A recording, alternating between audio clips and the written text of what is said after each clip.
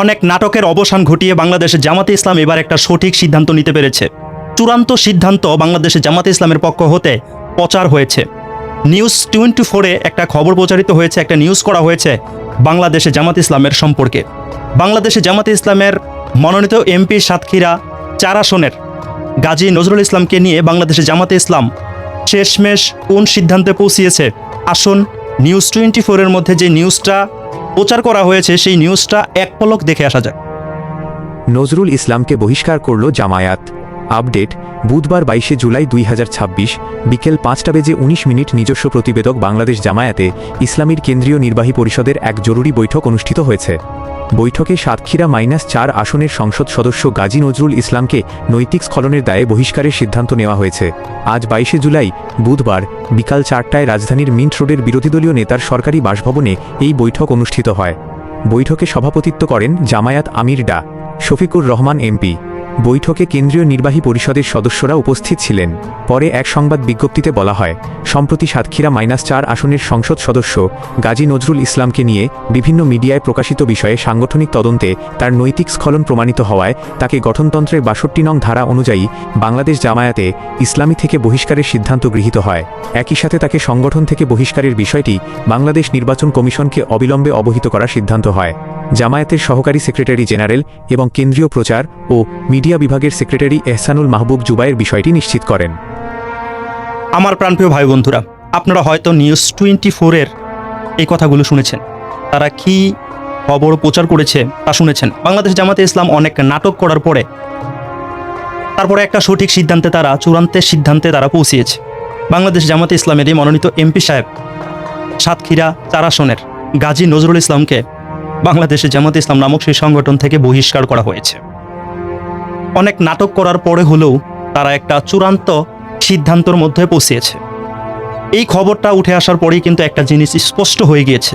আমরা যারা এই খবরটাকে প্রচার করেছি, আমরা যারা এই বিষয়ে কথা বলেছি, ভিডিও ক্রিয়েট করেছি, আমাদের সবার কথা কিন্তু মিথ্যা প্রমাণিত হয়নি। আমরা যারা এই বিষয়ে কথা বলেছি, তিনি অন্যায় করেছে, আমাদের কথাগুলো কিন্তু সত্যতে রূপান্তর হয়েছে, আলহামদুলিল্লাহ। তবে এটা আবারও প্রমাণ হলো বাংলাদেশে জামাতে ইসলামের যারা ঊর্ধ্বতর দায়িত্বশীল আছে, যারা দায়িত্ব পালন করে, যারা নেতা আছে, তারাও কিন্তু তাদের সাংগঠনিক যেই নিয়ম কারণ আছে সেগুলো মানতে পারে না। আর সাধারণ যারা কর্মী আছে তাদের কথা তো বাদ দিলাম, তাদের যে মুখের কত পরিমাণে ভাষা তা তো আপনি আমি সবাই জানি। এটা আবারও প্রমাণ হয়ে গেল বাংলাদেশ জামাতে ইসলাম এটা কোনো পবিত্র সংগঠন না, কলঙ্ক মুক্ত কোনো সংগঠন না, কলঙ্ক যুক্ত সংগঠন। বাংলাদেশে জামাতে ইসলামের গাজী নজরুল ইসলামকে এমপি যিনি ছিলেন তাকে তো বহিষ্কার করলো এই ভিডিও ভাইরাল হওয়ার কারণে, কিন্তু যারা আরও অন্যান্য ব্যক্তিবর্গ আছে, যারা দায়িত্ব পালন করছে, যারা সেই সংগঠনের সাথে জড়িয়ে আছে, যারা নেতা টাইপের, তারা যে কত কাজগুলো করছে তাদেরকে তো বহিষ্কার করা হচ্ছে না। এই যে জামায়াতের একজন নেতা আরেকজন তাবিজ দেওয়ার কথা বলে গৃহবধূকে নিজের বাড়িতে নিয়ে আসে রাত 9:30 বাজে, তার বিপক্ষে কি ব্যবস্থা নিয়েছে বাংলাদেশে জামাতে ইসলাম? নেয়নি। যেটা একদম বেশি ভাইরাল হয়ে যায়, যেটা নিয়ে আর তারা কুলাতে পারে না, তখন সেটার একটা ব্যবস্থা নেয়। আরও কিছুদিন আগে জিসান নামে যে একটা ছেলে একটা কাণ্ড ঘটিয়েছিল, জিসান কিন্তু বর্তমান পুলিশের হাতেই আছে, আইনের আওতায় আছে তিনি। সেই মানুষটা এমন একটা কাণ্ড ঘটিয়ে ফেললো, অনেক নাটক সাটক করা হলো। অনেক নাটক সাটক করার পরে দেখলো যে আর কোনো রাস্তা নাই, তখন তাকে সংগঠন থেকে বহিষ্কার করলো।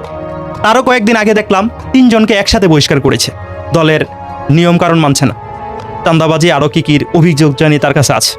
এই যে মানুষগুলা এই সমস্ত কাজগুলো করছে, ভাইরাল হলে যখন বেশি পরিমাণে সমালোচনা তৈরি হয় তখন তাদেরকে বহিষ্কার করা হয়। এর আগে তাদেরকে বহিষ্কার করা হয় না, কোনো ব্যবস্থা নেওয়া হয় না।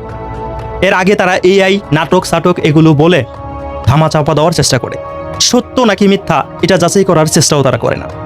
এটাই আমাদের একটা দুঃখের কারণ। ভাইরাল হলে কেন তাকে বহিষ্কার করতে হবে? ভাইরাল না হলে তাকে কি বহিষ্কার করা যায় না? সে যদি খারাপ কাজের সাথে জড়িত থাকে, সে যদি প্রমাণিত হয়, তাকে কি বহিষ্কার করা যায় না? একটা ঘটনা সামনে আসলেই কেন এটাকে এআই বলে দোষটাকে চাপিয়ে দেওয়ার চেষ্টা করা হয়? কেন কাটসাট নাটক বলে দোষটাকে আড়াল করে দেওয়ার চেষ্টা করা হয়? এই সমস্ত দোষ যে সংগঠন থেকেই করা হোক না কেন, এগুলো তো দোষ, এগুলো তো অন্যায়। এগুলোকে আড়াল না করে সত্য ঘটনাটাকে যাচাই বাছাই করে সামনে আনার প্রয়োজন।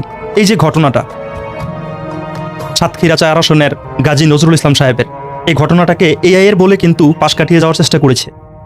আবার দ্বিতীয় স্ত্রী বলে কত নাটক সাটক করে পাশ কাটিয়ে যাওয়ার চেষ্টা করেছে।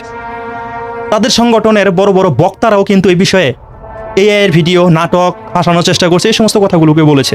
শেষমেশ কিন্তু প্রমাণ হলো কেউ মিথ্যাচার করেনি, সবাই সত্য কথা বলেছে। বরঞ্চ তারা অন্যায়কারীকে বাঁচানোর জন্য, অন্যায়কে প্রশ্রয় দেওয়ার কারণ প্রশ্রয় দেওয়ার জন্য বিভিন্ন পথ অবলম্বন করেছে। এআই এর ভিডিও বলে চালিয়ে দিয়েছে, বিভিন্ন কথা বলেছে। শেষমেশ সত্য প্রকাশ হলো। সত্য প্রকাশ হওয়ার পরে গাজী নজরুল ইসলাম সাহেবকে বাংলাদেশে জামায়াতে ইসলামের এই সংগঠন থেকে বহিষ্কার করা হয়েছে। যাই হোক, অনেক নাটক সাটক করার পরও হলেও তাকে বহিষ্কার করেছে, এটা দেখেই ভালো লাগছে। আপনারা কি মনে করেন? আপনাদের মন্তব্য কমেন্টে লিখে জানাবেন। বাংলাদেশ জামায়াতে ইসলাম কলঙ্ক মুক্ত নাকি কলঙ্ক যুক্ত?